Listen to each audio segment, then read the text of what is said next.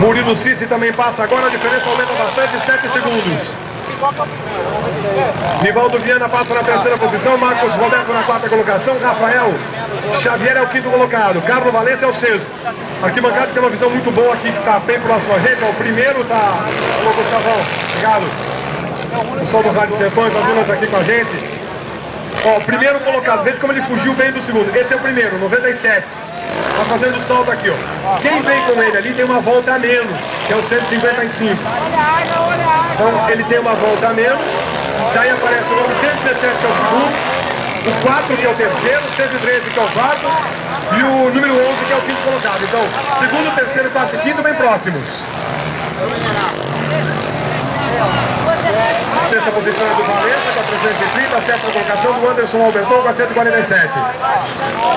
Thiago Quintela com a meia dúzia na oitava posição. Ciro Silva, numeral 124, na nona colocação. Danilo Fumes é o décimo colocado com a moto de número 7. Estamos entre a placa de duas e a placa de última volta. O Murilo, os meninos viram a placa de duas voltas e partiram para cima de uma briga pela segunda posição e estão saindo da sequência de costelas. Entra na mata, o primeiro colocado já vai sair da mata lá. Todo o trabalho do número 97, que foi o mais rápido durante todo o domingo.